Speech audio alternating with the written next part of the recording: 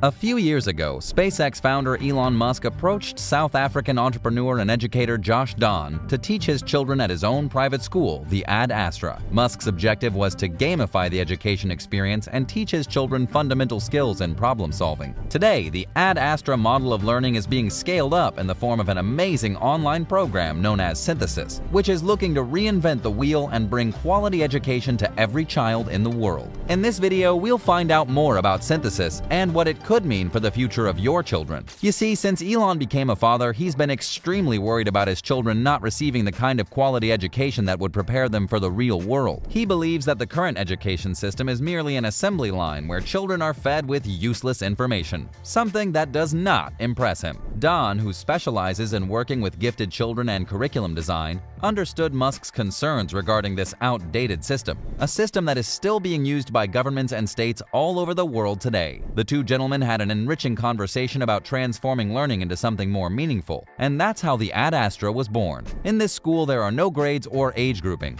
Is that there aren't any grades? There's no like not grade 1, grade 2, grade 3 type of thing. The Ad Astra institution believes that grouping by age does not work because kids possess different aptitudes and interests that can change with time. The school focuses mainly on problem solving rather than learning the tools needed to solve these problems. Because what's the point of learning a tool if you don't understand what the problem is in the first place and how to go about solving it? As the school grew in size, its popularity spread far and wide, especially with families and residents living in California. They began applying with the hope of securing a spot for their children. Word of its accomplishments soon reached the ears of Chrisman Frank, an educational software developer who specialized in educational resources involved in the learning process. At the time, Frank was an engineer with Class Dojo, an app that enhances communication between parents and teachers. He was also involved in a partnership with Stanford's Project for Educational Research that scales. The partnership involved creating a video series regarding the growth mindset concept, which believes in the idea that intelligence, much like physical strength, is acquired over time through practice. The series was watched by more than 10 million kids worldwide. And this got Class Dojo's founders interested in other ideas that they could deliver in such a scale and magnitude. So, about 4 years ago, Sam Choudhary, CEO and co-founder of Class Dojo, had dinner with Josh Dahn. During the conversation, they decided that they would visit the Ad Astra school. Frank was very impressed with what he found, but what blew him away the most was one particular class at the Ad Astra called Synthesis. In this class, students would be engaged in complex and demanding team games. The activities, which were created by Dahn himself, consisted of analyzing simulations, case studies, and game-based challenges. The purpose of this class was to stimulate the students to develop their own problem-solving skills while still making the entire learning process fun. Frank was mesmerized. He'd never seen a group of students so invested and excited about their education. I'm passing my leadership to Zeke. Zeke, you're not the leader. So what's going on there? Well, I assessed the situation because I knew Zeke is better with condensed or under pressure situations, because I used to work with him in constellations, and when there was short of time, he would think of these amazing plans. He's just better with under pressure situations or with louder kids. But while he was impressed by this class, it also made him very concerned and sad. He knew that he wasn't able to give his children such an immersive learning experience like this. However, a few years later, Frank would finally get his opportunity. During the COVID-19 pandemic, he met up with Dahn, and the two decided it was about time they launched a new education platform that could disrupt the field of education. This new platform would be called Synthesis, like the amazing class he had seen a few years ago. Frank became the CEO and Dahn became the creative director. The objective of this platform was to take what the Ad Astra did with Synthesis and scale it up so that it could become accessible to all students, not just Musk's children and those of SpaceX employees. Josh Dahn also left SpaceX to co-found the Astronova, a virtual institution modeled from the Ad Astra model that had full-time tuition starting at $31,500. This independent school was a scaled-up model of the Ad Astra that offered excellent learning strategies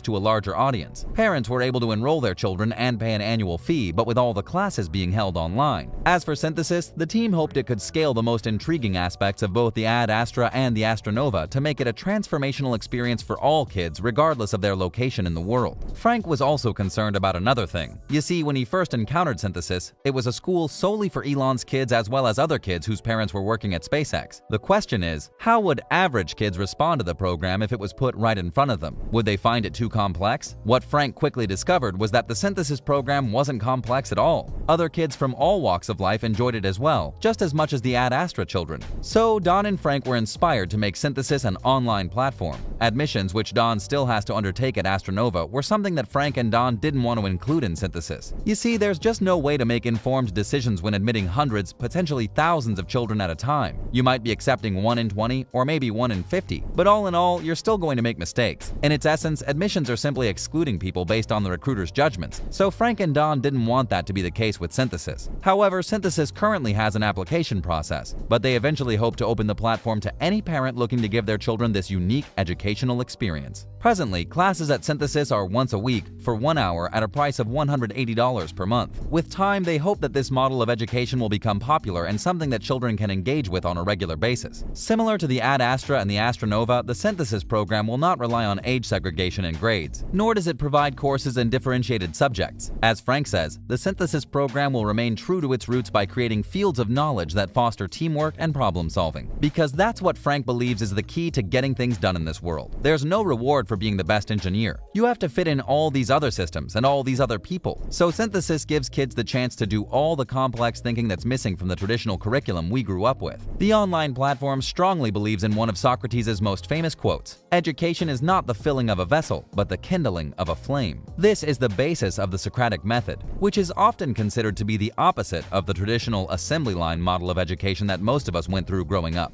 In the Socratic method of education, students are put in a classroom, but they go through the education process as a dialogue. They're also involved in team-building activities designed to urge them to confront the unknown. The teacher works hand in hand with the student, instead of teaching them, to find their own way towards certain conclusions and understandings. Since it started, Synthesis has distanced itself from the assembly line model and leaned more towards the Socratic model to increase student engagement and success. These efforts have largely focused on Gardner's theory of multiple intelligences, which states that there are different types of intelligence that can be learned. Another proactive principle of Synthesis is the constructivist approach, which states that learning is an actively involving process of constructing knowledge and meaning. Teachers are required to build on what the students already know. And lastly, Synthesis uses the gatekeeper concept, which believes that assessment should move away from the simple pass and fail structure and become more diagnostic. Besides promoting student engagement, Synthesis also spearheads advancements in modern technology by making learning more hands-on, more distributed, and super fun. It also ensures that the learning experience is not limited to a physical space. Ana Lorena Fabrega, an educational entrepreneur who is one of the newest recruits at Synthesis,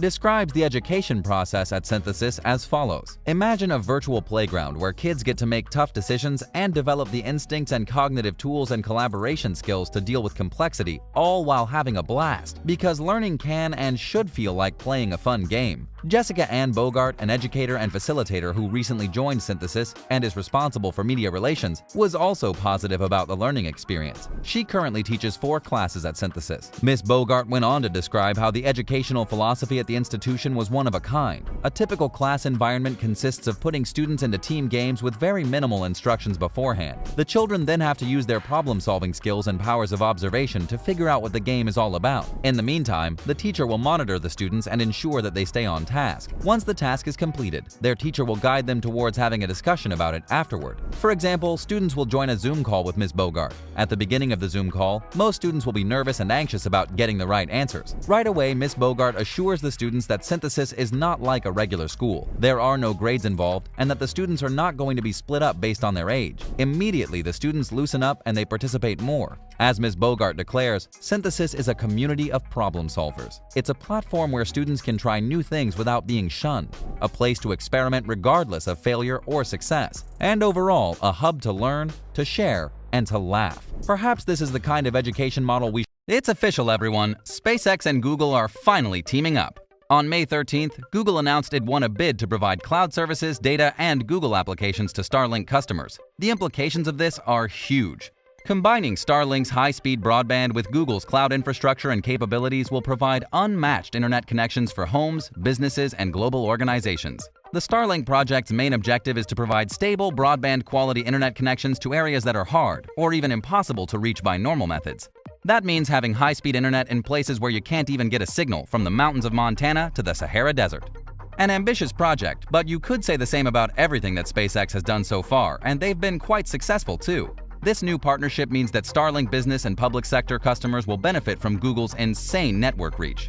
They'll have access to their cloud-based infrastructure, internet connections, and applications like analytics, AI, machine learning capabilities, and more. SpaceX has been on a roll over the past few months and has launched more than 1,500 low Earth orbit Starlink satellites. Under this new deal, the high-flying space exploration company will begin to set up Starlink ground stations at Google data centers all over the world. This will enable the reliable, secure, and low-latency delivery of data from the Starlink satellites to places with low network coverage via Google Cloud. Google Cloud's high-capacity private network will support the delivery of Starlink's internet service, which will bring businesses and private consumers seamless connectivity to the internet as well as the cloud, and will enable the delivery of critical enterprise applications to any location on Earth. Well, it turns out Google might have been the last piece of the global network connectivity puzzle all along. SpaceX President and Chief Operating Officer Gwynne Shotwell put out a statement once news about the collaboration broke. "We're proud to work with Google to deliver this access to businesses, public sector organizations, and many other groups operating around the world." Now, you might have noticed that homes and individual customers had been left out of the statement. Urs Holzla, Senior Vice President for Google Cloud's infrastructure unit, doubled down on that in his statement. Applications and services running in the cloud can be transformative for organizations, whether they're operating in a highly networked or remote environment. "We are delighted to partner with SpaceX to ensure that organizations with distributed footprints have seamless, secure, and fast access to the critical applications and services they need to keep their teams up and running." But don't throw a fit yet though. You'll still be getting your Starlink connection if you need it, just a little bit later than most commercial customers. Businesses with critical network processes need this service a lot more than you do. And you have to admit, streaming Netflix and playing Warzone is cool and all, but to call it critical would be pretty wild. Companies with large data footprints like public sector agencies or those operating in remote areas frequently require access to apps running in the cloud or to cloud services like artificial intelligence, machine learning, and analytics. The introduction of machine learning and artificial intelligence to the Starlink satellites will help in making decisions about what part of a dataset should be sent to Earth, which could greatly reduce bandwidth needs. Connection to Starlink's ever-expanding constellation of satellites will provide a path for these organizations to deliver data to teams all over the world, quickly and securely. Cloud partnerships like this are becoming common in the space industry since more and more companies are trying to reduce the cost of providing connectivity to more and more remote areas. A good example is Iridium Communications and Amazon Web Services. They have a collaboration focused on connecting objects or devices to broadband services to enable tracking and communications.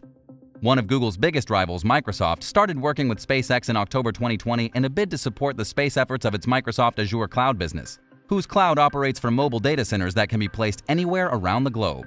As per its latest earnings report, Google's cloud business accounts for about 7% of its total revenue. But you have to imagine that this figure is bound to shoot to the moon when the collaboration with SpaceX and Starlink launches. The corporate demand for cloud computing is at an all-time high, with industry big shots like Microsoft and Amazon dominating the market. But as with everything in the tech world, this could change overnight if Google plays its cards right. Google already has a significantly wider range than the majority of its competitors, with cloud customers in more than 200 countries. As per the deal, SpaceX will build ground stations in the same locations as Google's data centers and connect Starlink satellites to the existing Google Cloud infrastructure. The first Starlink ground terminal will be installed at Google's New Albany, Ohio data center. And when that happens, you can expect some major rifts in the cloud computing space. Most people don't know this, but this isn't SpaceX and Google's first rodeo. The two massive tech companies agreed on a major deal back in 2015. According to SpaceNews.com, Google invested $900 million in SpaceX to support continued innovation in areas of space transport, reusability, and satellite manufacturing. Believe it or not, this was 4 years before SpaceX launched their first Starlink satellite, and even before they had developed their patented Falcon 9 self-landing rockets. That's a whole lot of faith and money to put into a niche space exploration company, but boy has it paid off. Starlink has already started delivering the initial service internationally and will continue expanding to near global coverage in 2021. In classic Elon fashion, this initial Starlink rollout was named the Better Than Nothing Beta. If you couldn't tell by its name, the project is currently in beta testing, so it's best if you reserve judgment for the final version. SpaceX is currently expanding the beta test and is extending pre-orders to even more customers. With all this talk of big corporations and billion-dollar deals, you may be kinda anxious about the price tag SpaceX will slap onto Starlink. But don't sweat it, because with a reasonable $499 for the kit and a $99 monthly fee, you'll enjoy all the benefits of a good broadband connection. The kit includes a dish to connect to the satellites, a Wi-Fi router, and a mounting tripod. But how does it compare to its broadband competitors is what you might be asking. And to answer that question, the Better Than Nothing Beta offers up to 100 megabytes per second download speeds and 20 megabytes per second upload speeds. But that's just on paper. If anything, it's your current ISP that should be worked up about the new competition coming in hot. And how could we forget the revolutionary name they gave to the dish? Come on, Dishy McDishface? That alone has to be a major selling point. Like any innovation, Starlink has its fair share of challenges that SpaceX is systematically trying to fix, especially now that it has access to Google's infrastructure. There are two major issues that Starlink is facing: poor coverage and an absurdly delicate connection. The new partnership won't fix the coverage issue. That's a hurdle SpaceX has to scale on its own. How? Easy, just add more satellites. Well, maybe it's not that easy. The only way Starlink's disappointing coverage can be fixed is by adding more satellites. But Elon and SpaceX are way ahead of us, launching a mind-boggling 610 satellites so far in 2021. Granted, the space giant company has a long way to go before getting to its long-term goal of having 42,000 satellites in orbit. SpaceX aims to dish out a superb speed of 1 gigabit per second down to its customers, and that is not going to happen until it has a collection of 42,000 Starlink satellites up and running.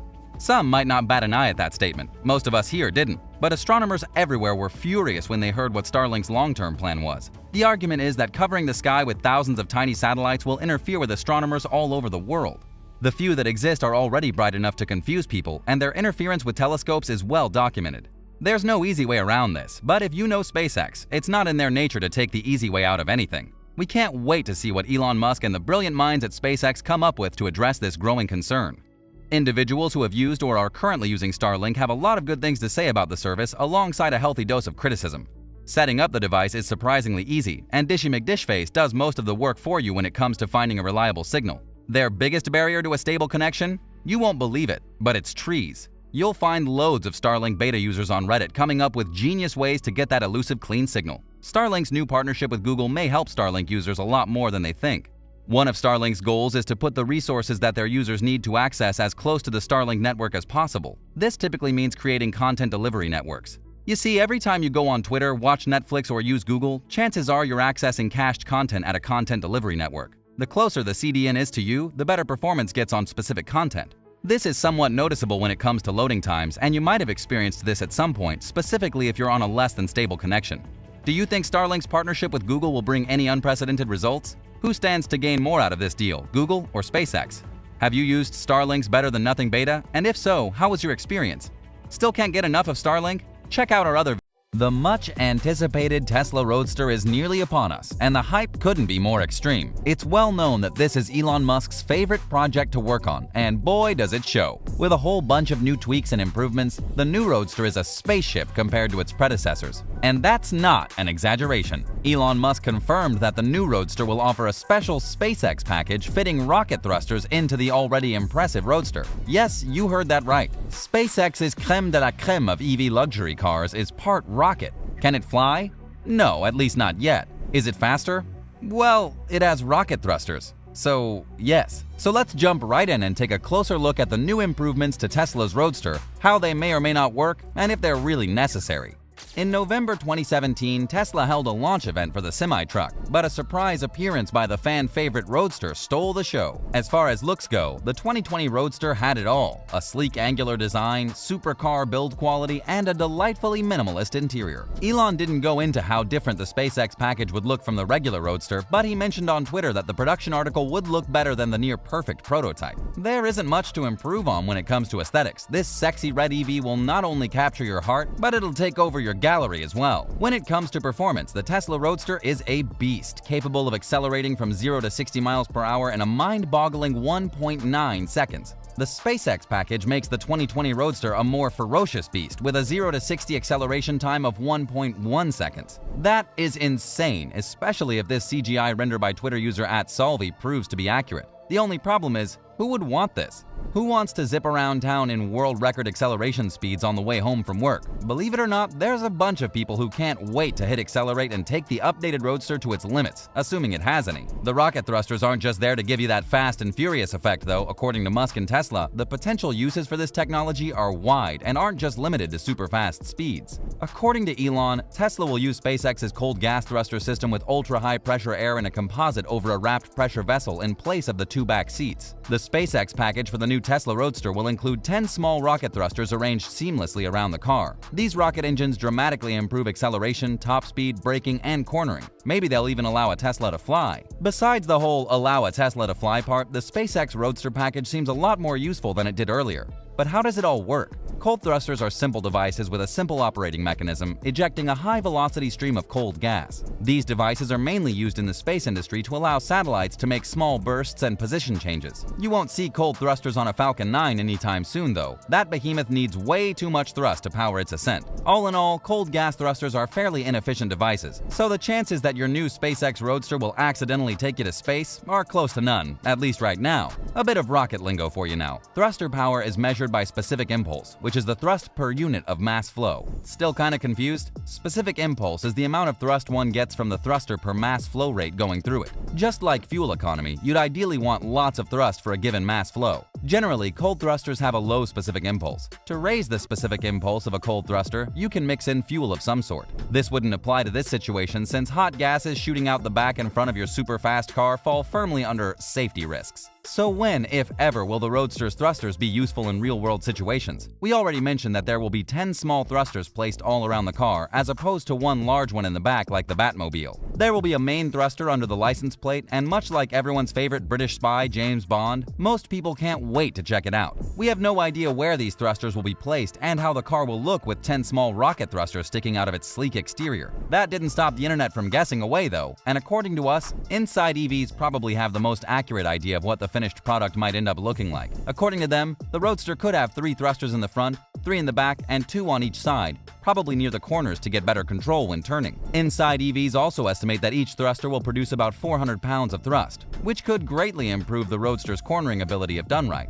The thrusters will probably be most useful in any situation where the tire's traction limit is passed. With the electric motor producing 1 megawatt of power, the traction limit of the tires would be exceeded. In such situations, the thrusters could be of assistance. But the thing is, the only time that these situations arise is when you're getting off the line in a race. As much as this is super cool, it's just not super practical in day-to-day life. Elon Musk is a die-hard James Bond fan, and if you like this car, chances are you're probably one too. Back in 2013, Elon spent nearly $1 million to buy the Lotus Esprit that was used in the 1977 James Bond movie The Spy Who Loved Me starring Roger Moore. Fun fact, the angular lines on the most famous Lotus Esprit in the world served as Elon's inspiration for the Tesla Cybertruck. In an appearance on Jay Leno's garage to showcase the Cybertruck prototype, Elon revealed some juicy details about the SpaceX package Tesla Roadster. We will use compressed air at extreme pressure. It is a cold gas engine. The main engine will be behind the license plate. So to accelerate, the license plate will go down and the rocket engine will start behind it. Since it operates with pressurized air, this thruster technology is green and safe for the environment. Take that, James Bond.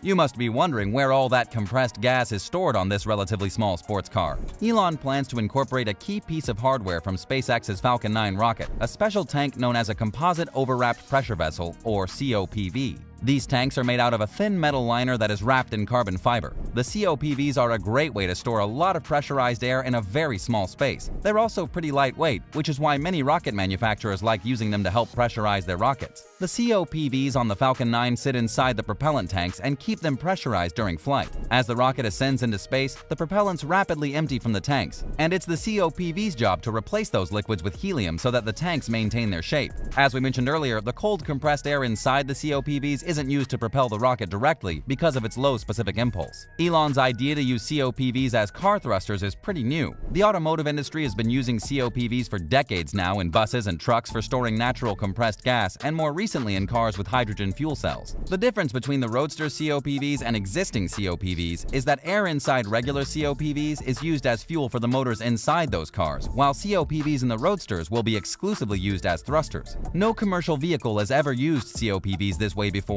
and the idea raises a lot of questions about efficiency and, more importantly, safety. The base Tesla Roadster is already one of the fastest cars out there. That's why many critics were adamantly against the idea of trying to improve upon it. To improve the Tesla Roadster's performance, the thrusters will have to blow out a massive amount of cold air at very high speeds, and this will require a lot of power and some fairly large tanks to have any kind of noticeable effect against some real limits of physics like tire friction and air resistance. Compressing air takes a lot of energy, and according to Elon, the air will be replenished in the COPVs using an electric pump, which would draw from the car's battery pack. Some experts like Auto Pacific's Dave Sullivan think that this could significantly drain the battery of voltage needed to drive the car. To store enough air for major effects to show, the Roadster's COPVs will have to be large and bulky. You must be asking where anything large and bulky would fit in the super sleek Roadster. But as we'd alluded to, there's one part of this vehicle that is still largely unexplored: the contentious rear seats. First presented as suitable for smaller adults and children, Elon may have slipped up when he referred to the Roadster's mediocre rear seats as kid seats. The sizable tank will take a huge chunk of space in the Roadster, turning the car from a 4-seater to a 2-seater. But to be honest, it was initially more of a 2.5-seater than a 4-seater car.